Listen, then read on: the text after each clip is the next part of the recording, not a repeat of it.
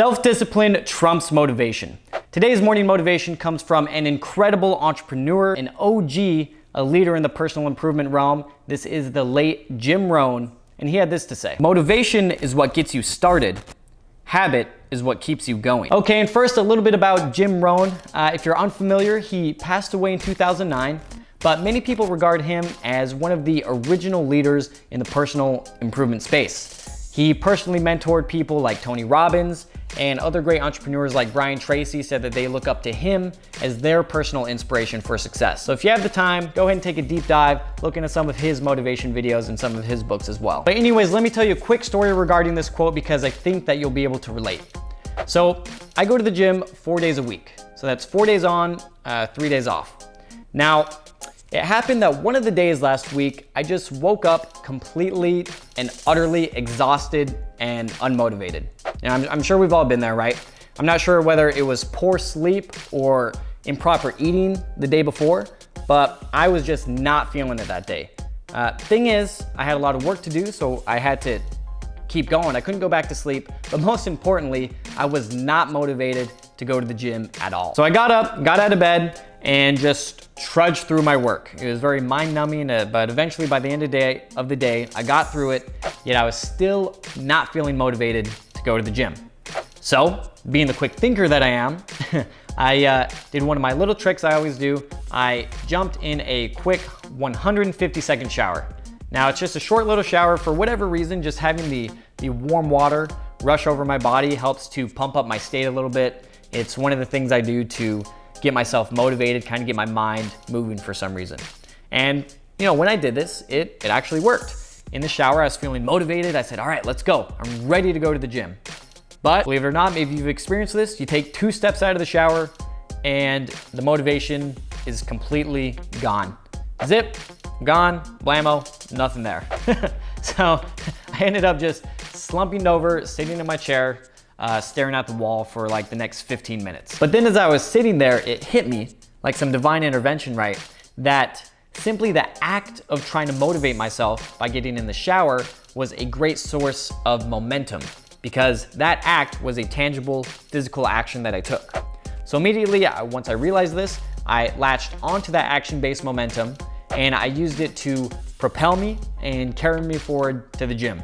I put on my shoes, just kept my feet moving, and sooner or later, I found myself in the gym, completed a full workout despite being completely exhausted, and I was extremely happy with myself. Now, this is a simple example, but it provides us with 2 very important truths that I could think of.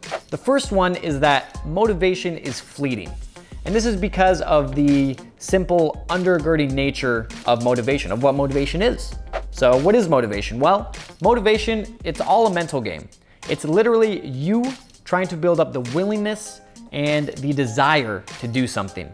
Now, this is very different from the action taking or the tangible physical realm of doing something. It's all in the desire, which means that it's very liable to change. It's very easy to change. Now, don't get me wrong here. This doesn't mean that motivation, that muscle, can't be flexed and can't be built, strengthened over time. But so far as I know, it's impossible to build a permanent motivation. It's impossible to have the feeling of being extremely motivated all the time. Now, this means that if you're using motivation or the act of motivating yourself as a primary driver of getting things done, it's not very practical, and it means that your results may not be as propitious as you may have hoped in the first place. Now, the second truth is that self-discipline, on the other hand, is rooted in the physical plane. It's rooted on action, which makes it much more reliable and much harder to change. So if we break down self-discipline, we ask ourselves, what is self-discipline? I'd argue that self-discipline is merely the ability to change your habits, the ability to control your habits. So that is, if you so desire, you can create new habits or you can end old ones, right? That's all self-discipline is. Now, let's take this a step deeper. What are habits exactly? Well, I would argue that habits are merely the actions that you choose to take every single day.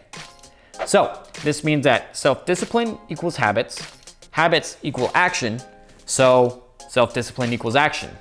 And this means that self-discipline in and of itself is rooted in the physical plane. Things that are rooted in the physical plane, as opposed to the mental one, like motivation, are much harder to change.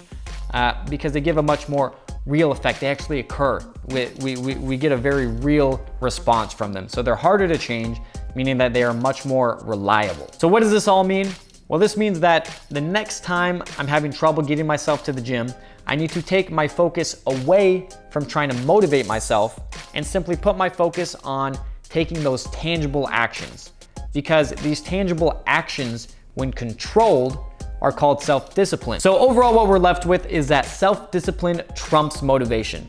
And that if you focus on self-discipline by focusing on your habits, by then focusing on your actions, you'll be much better off in the long term than you would be if you simply always focused on that mental exercise of motivating yourself. You'll be much better and your results will be much more reliable. I want to remind you to work hard, be organized, stay consistent, and I'll catch you next video.